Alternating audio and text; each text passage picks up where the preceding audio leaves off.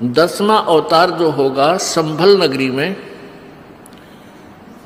और विष्णुदत्त शर्मा नाम का एक ब्राह्मण होगा, उसके घर पर जन्म होगा। और वो विशेष अलग से ही वैरायटी का बालक होगा। उसका उन अन्य से तगड़ा शरीर होगा, क्योंकि वो स्पेशल भेज रखा होता हो तो। और उसकी लंबी तलवार होगी। इन कृतघ्नी प्राणियों को ऐसे काटेगा न जैसे या करेन गेहूं काटा करे, ऐसे काटेगा न बुरी तरह इनको खत्म करेगा। फिर क्या होगा, उन प्राणियों को बख्शा जाएगा जो उस समय भी भगवान से डरने वाले होंगे। इतना प्रदूषण उस समय क्या होगा, फिर परमात्मा अपनी मेहर से, पुण्यात्मा एक तो परमात्मा ने विधान बना के छोड़ दिया, तो विधान जो भगवान ने बनाया है उसके ऊपर ये साइंटिस्ट अपना अनुभव करके थोड़ी रिसर्च कर लेते हैं और फिर वो भगवान को रिजेक्ट करना प्रारंभ कर देते हैं। ये इनकी महाभूल है। अब पीछे कई वर्षों से रट्टा लगा रखा था कि प्रदूषण इतना बढ़ गया, ग्लेशियन खत्म होगी, बर्फ नहीं पड़ेगी। अरे कई इतनी बर्फ गिर दी बिना गिनती की। वो न्यो का न्यो प्रदूषण है, न्यो का न्यो सारा सौदा है, डूंडा उठा दिया। तो भगवान की अपनी विटो पावर न्यारी है।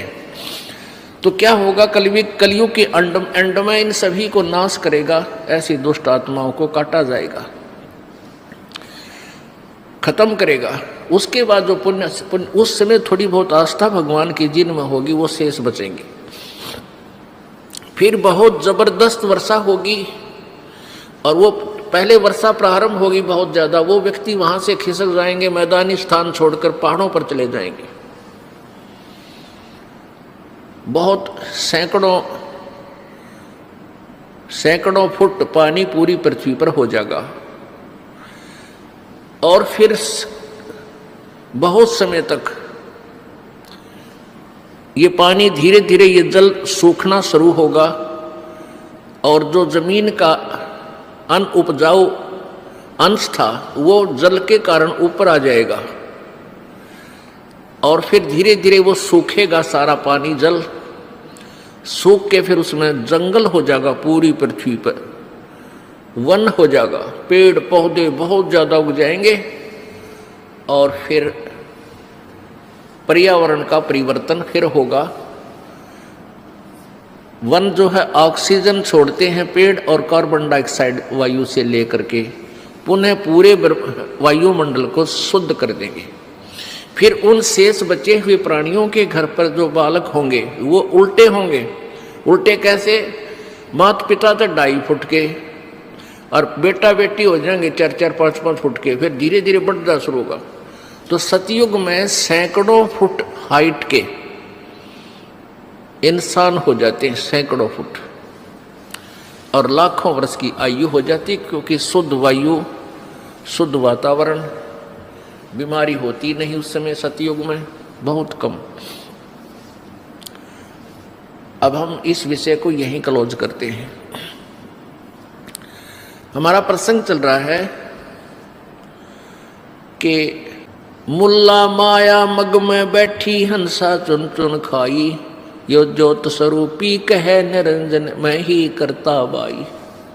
एक न करता दो न करता नौ ठहराए बाई, 10वां भी धुंधर में मिल जा सत्य कबीर दुहाई।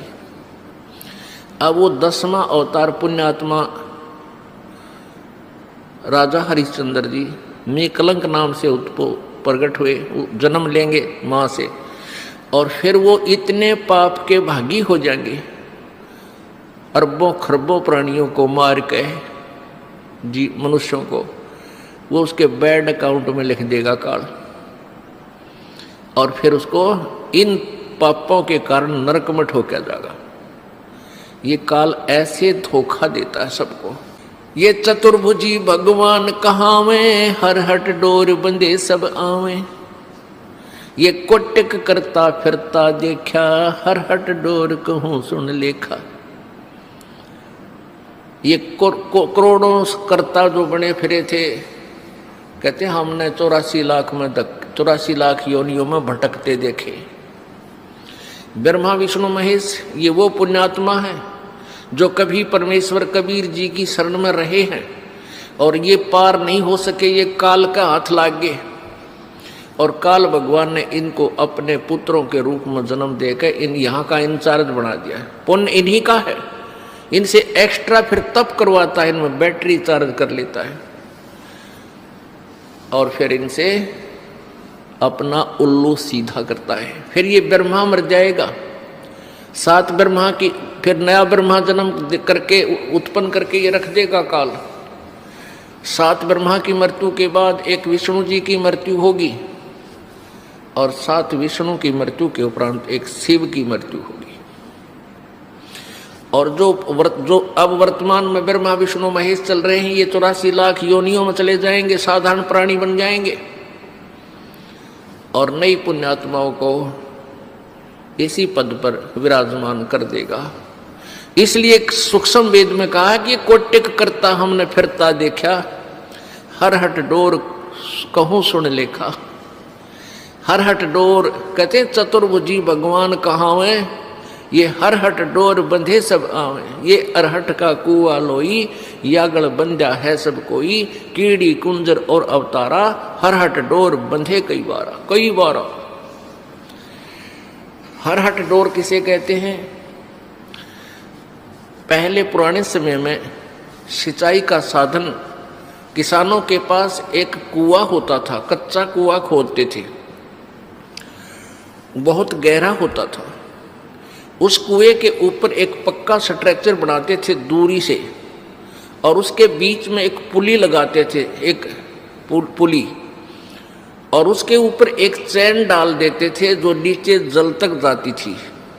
उस चैन की चौड़ाई लगभग 1 फुट होती थी। उस चैन के ऊपर उस बेल्ट के ऊपर बाल्टियां फिक्स कर देते थे, बाल्टियां, और उन वो बाल्टियां नीचे से फिर उस पुली को घुमाया जाता था बैलों के द्वारा, जैसे कोल्हू चलाया जाता है।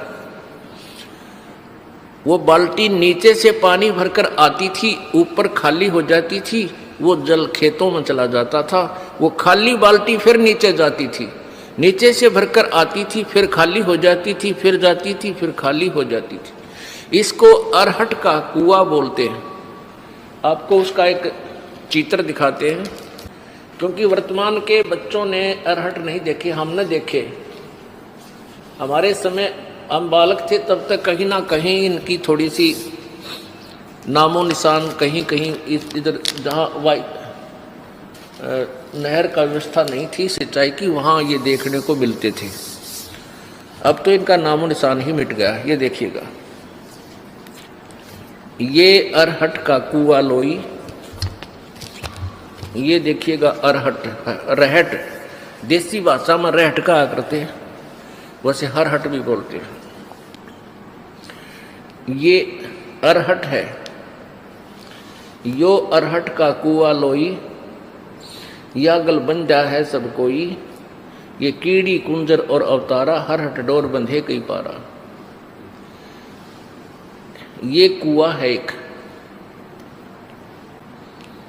ये कुआं है, ये कुआं है, ये वाला, ये वाला।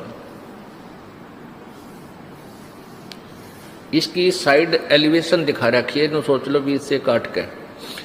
और ये है एक पुली, ये व्हील सा होता था, इसके ऊपर ये चैन लटक रही है, ये वाली, और इसके ये बाल्टियां फिक्स कर रखी हैं। और ये ऐसे चलता था, तो ये यहाँ से पानी भरकर, ये पानी से भरकर ऊपर आती है और यहाँ खाली हो जाती है। यहाँ से ये जल खेतों में चला जाता है और ये फिर ऐसे आ जाती हैं, फिर यहाँ से भरकर फिर आती हैं, फिर खाली हो जाती हैं, फिर आती हैं, फिर खाली हो जाती है। ये चक्कर चलता रहता है। ये जन्म मृत्यु का चक्कर बता रहे हैं परमात्मा कि ये अरहट का कुआं लोई, या गलबंजा है सब कोई। कीड़ी यानी चींटी और कुंजर माने हाथी। कीड़ी कुंजर और ये अवतारा, ये ब्रह्मा विष्णु महेश जैसे, और इनके आगे अंश अवतार राम कृष्ण जैसे, कीड़ी कुंजर और अवतारा, हर हट डोर बंधे कई बार मर लिए जन्म लिए ये थारे भगवान। ये चतुर्भुजी भगवान कहावे, हर हट डोर बंधे सब आवे। ये कोटिक करता फिरता देखा, हर हट डोर कहो